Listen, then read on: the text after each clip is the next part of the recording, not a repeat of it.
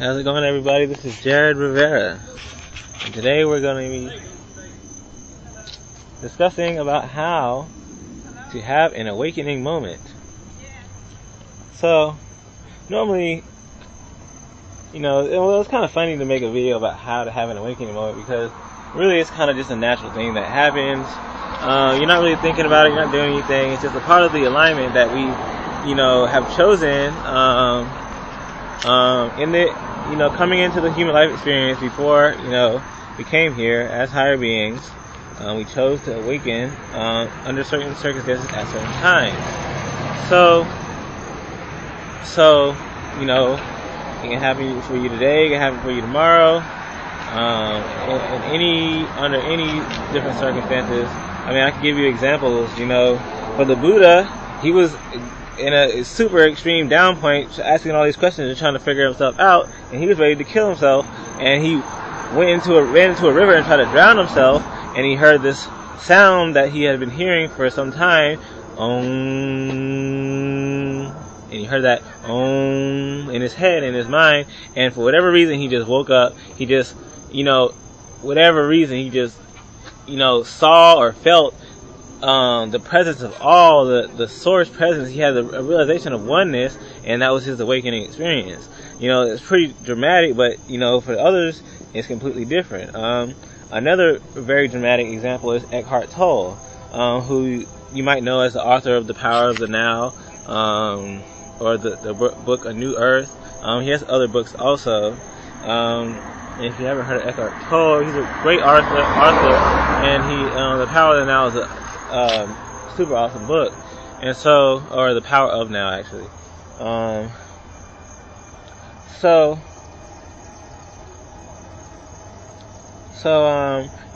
His is kind of similar to actually the Buddha in a very real sense. He is just, kind of just going, just extremely, chattering in his mind. There's just all this extreme chattering in his mind, and he has this, kind of anxiety, attack kind of situation where he's just, hyperventilating and whatever else, and then he's laying, I think he said he's laying on his bed, I don't remember, but, he feels like this intense kind of, pull, like he's getting sucked into a void, is how he described it. And, I guess he gets sucked into this void, and then when he comes back to consciousness, he's just enlightened, and it just happens randomly, in a sense. And then he just kind of is in this enlightened, peaceful state.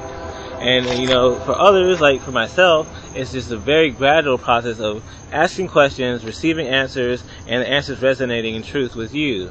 And they're truths that deny all other ideas that have holes in them, that are not full and absolute, and they just beat out everything else. Nothing matches them. And there's a resonant feeling that comes with these truths, or these realizations that are just, I don't even know how to describe it. It's just,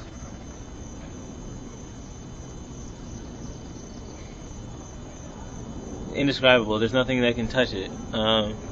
So, how do you awake? How do you have an awakening moment? There's two ways. You can let it be and just let it happen, or you can watch this video and do what I'm saying and see if it happens. So,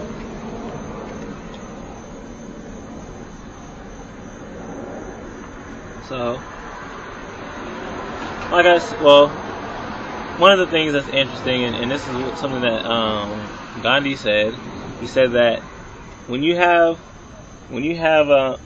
you hear, was it Gandhi or was it the Buddha? I think it was Buddha. I'm mad I got that confused, but oh well. It was a very wise man, and he said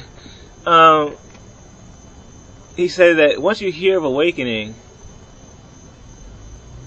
I don't think it was the Buddha, but he said that if once you hear of awakening, then automatically it's inevitable that it'll happen. And that's true. And in a sense, another sense, it's just gonna happen anyways, regardless. And I guess, well, I don't know, because I didn't really have to hear of it before it happened, you know. But I guess you're just saying if you do hear of it, it's gonna happen. And then just like I said, it's gonna happen anyway. So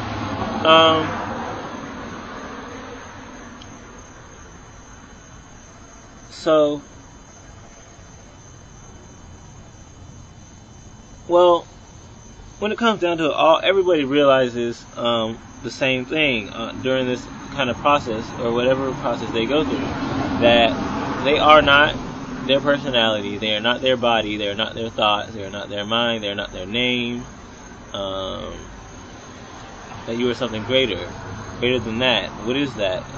Whatever you want to call it.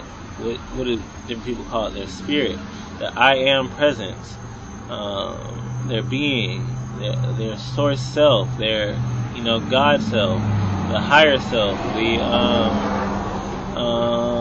the Buddha, which is just a state of understanding, a level of understanding, and so that self, which I'll call it the inner self. The inner self is you. It is the real you at your most pure state, and it is the source self. It's the one that is it's the one or aspect of you that is connected totally and completely with God, with Source, and is inseparable from that. Now, here's the thing: when we come into the earth, we forget that. We forget it, and we're kind of detached from it, and we choose to kind of walk away from that and go through this kind of earthly lives where we believe we're people, we believe we're our bodies, and we kill and destroy and steal and lie and whatever else, and it just keeps taking us farther from ourselves, or actually in another sense it takes us closer to ourselves without us even knowing it. Because everybody's awakening experience, at least as far as I know, is through some sort of pain. You go to the lowest that you can go, or you go down to some very low, and then you go, bam, holy crap, something else is going on here. And it happens for everybody that way. Even if you watch this video and we get done, and I get done kind of guiding you through how to wake up, in a sense, you probably just are not just going to change in one instant and go, oh, I'm awake, and just start walking around as a spiritual person or whatever. You're probably, you might, just go ahead and just keep being yourself, which is whatever. It's cool. Just do that, and come to it later on down the line. 1 year, 1 month, 1 year, 10 years, 20 years down the line. So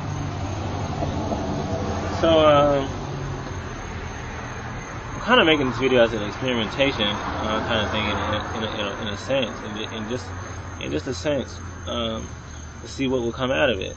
So what do I mean by being the inner self or being the spirit? Well, if you sit there, literally right now, if you sit there and you stop thinking, you might have to pause the video in a second when I get done talking, and I'll give you a pause for that. If you just sit there and you stop thinking, and you observe yourself, it's almost like picturing yourself as being pure, being something that is clear and sightless, or invisible, something that is a void or dark, maybe black, completely black, or something to that extent. Feel silence, feel stillness, be silent, become aware of your thoughts and your thinking.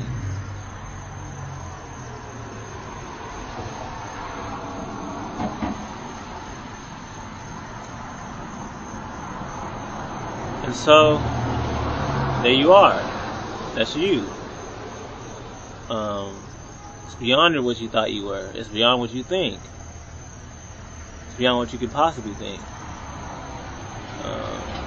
You can describe it by default because the comparison of there being something, there being thoughts, there being things allows you to be able to speak on or describe nothingness, as it were.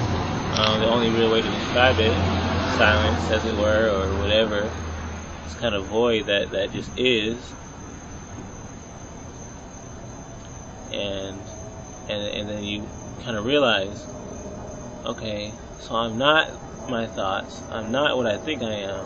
I thought that I was Jared, and I thought that I was cool or uncool. I thought that I was smart and funny, and I thought that I was, nervous or confident, or I thought that I was all these different adjectives. But when it comes down to it, what are those? They're words. And they're not true. That's not a bush. Somebody named that a bush, and before that it was Latin or something, and before that it was something else, and blah blah blah. And when it comes down to it, someone named that a bush or whatever, and it's not actually that. What is it really?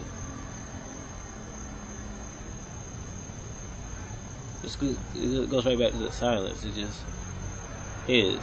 And so that's what everything is. That's how everything is. We name it stuff, we call it this, we think it's that, but it's not. I am that, you are that, all this is that, and that is all there is. That is a phrase. The first time I heard it was by a spiritual leader named Deepak Chopra, who's also a great author. I don't know where he got it from, but I might have to rewind that to catch that. It's really fast, but it's kind of like God in the Bible saying, I am that. I am. And he said that for a reason. Because he just is. I just am. It's just being. Beyond description, beyond illusions that we create. If you have to create it, if you have to give it a name, then it didn't have a name before that. Why didn't it have a name? Because that's not what it is. It just is. That's all it is. That's all you are. That's who you are. So where did that go? Well, it goes back to source. It goes back to God. Once you realize that, once you see, and you know, and you'll see it.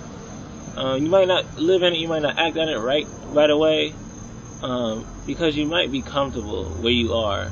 You don't want to be spiritual yet. You don't want to awake yet. You don't want to start changing right now, and that's cool. Take your time. It is hard to awaken. It's hard to change. To start thinking differently, to start thinking on a greater scale, especially when you're around other people, because you don't want to be an outcast. It's a survivalistic thing that you have because you're an animal, part animal. You're still human, although you are truly being. So it's gonna automatically, once you feel, damn, he's right. That's true. I really am something else, something more. Well, that's the beginning, and it goes from there. So that's how you will have an awakening experience.